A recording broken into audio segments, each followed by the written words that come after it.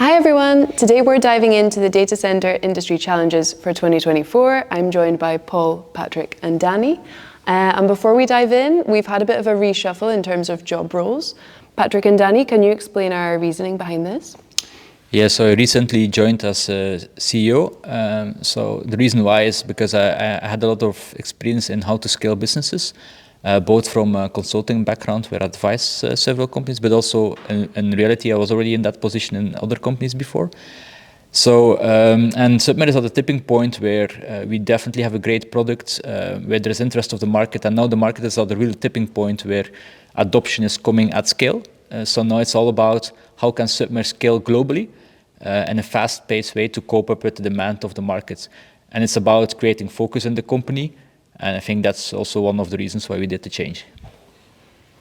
Yeah, so I'm taking the CTO position now, and obviously, as Patrick just mentioned, it's the focus on the product, on the technology. We have a lot of innovation coming this year, new product releases, and a bunch of different services that are tied around the product as well.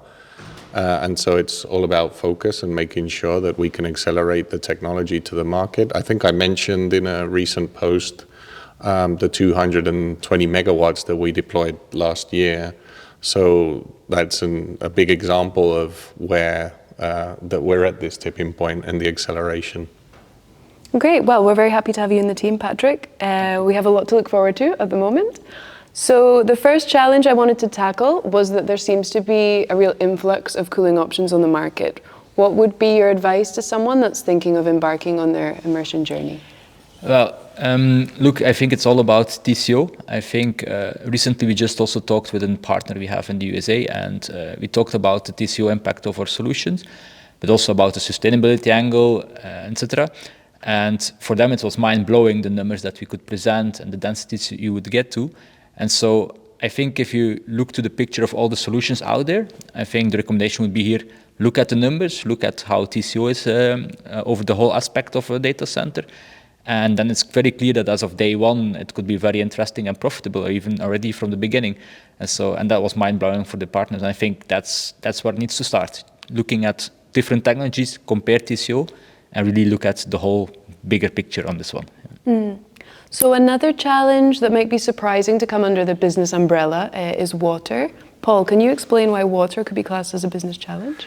Yes, so and connecting it a little bit with what Patrick was mentioning, basically we see that what we do checks the box on TCO, checks the box on density, which is something that with Danny we've been validating during this last year and releasing a few exciting things like the forced convection heatsink.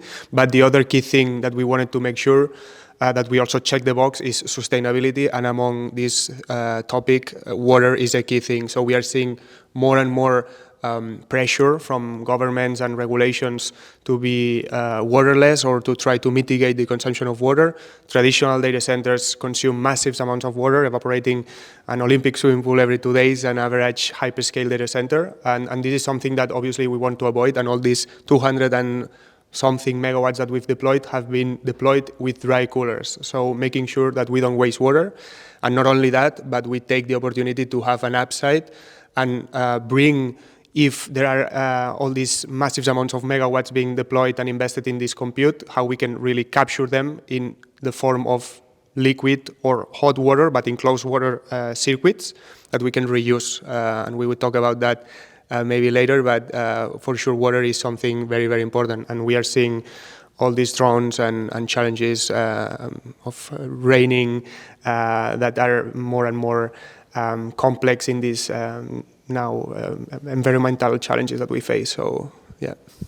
I heard the keyword density, and that's something that comes up every year and is increasing at an astonishing rate. Danny, can you give us some context on what density we're facing this year? Yeah, so as Paul referred to, last year we announced the capability to cool more than 1,000 watts in immersion with the forced convection heatsink.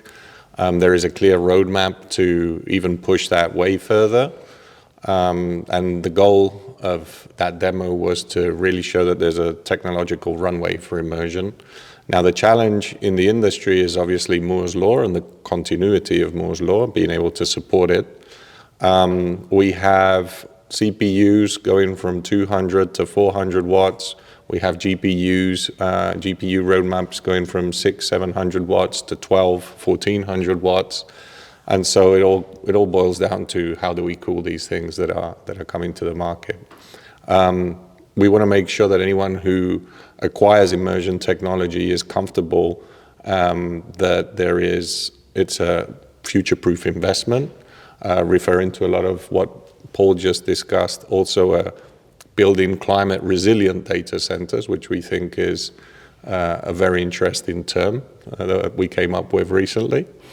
And obviously our technology and the products that we're releasing are really looking at tackling not just the density of the chip, but also the density on the data center side. So how we manage to just make these buildings smaller or denser, which also has a substantial sustainability impact, of course.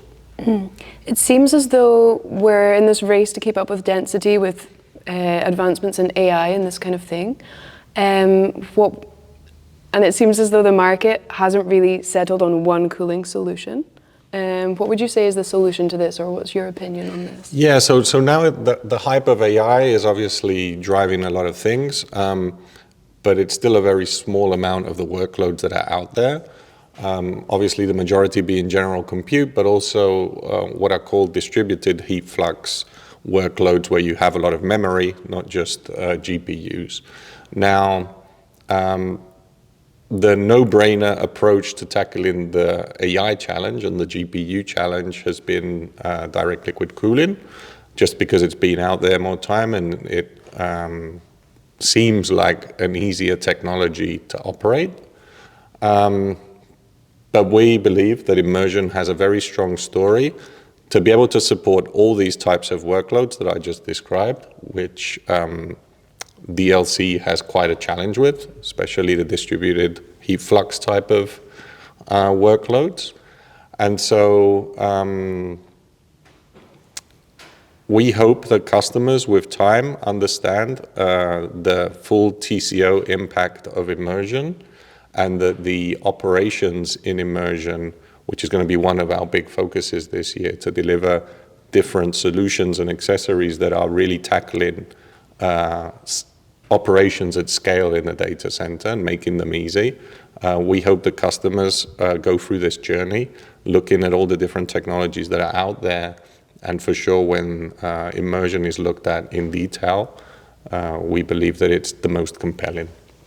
So it seems as though we're well equipped to handle density. And there's another topic that's really close to our hearts, and that's sustainability. Paul, what challenges are we facing in terms of sustainability this year? So as I was mentioning, apart from water being obviously an important focus of us, we need to be used to deal with environments that are getting hotter. Heat waves are a big thing. Last year during summer in the UK and other countries that you wouldn't expect these high temperatures, what we had is a lot of downtimes from data centers, so we have to be resilient regarding the climate. And basically, this is some of the things that we are trying to work in a direction where we can really leverage the capabilities of immersion that allows us to operate with higher temperatures, so that we can really make the operational costs much lower. So under the TCO perspective, we can have a huge impact thanks to that side benefit of obviously sustainability, but also on the other hand allows us to be more compelling on the heat reuse and waste heat recovery, because we operate at temperatures that are compatible with more applications and so on. So obviously these are some of the things that are happening, more regulations and moratoriums related to data centers and impact and sustainability. So for sure it's something that we have in our DNA, and we are trying to also integrate it deeper with our own incentives as a company, because of not only having investors that are looking at the success of the company, the intersection of the success of the company with the intersection of having a positive impact. So we are an Article 9 company, meaning that we have a substantial contribution, positive contribution on the global objectives of sustainability, but without damaging these important goals.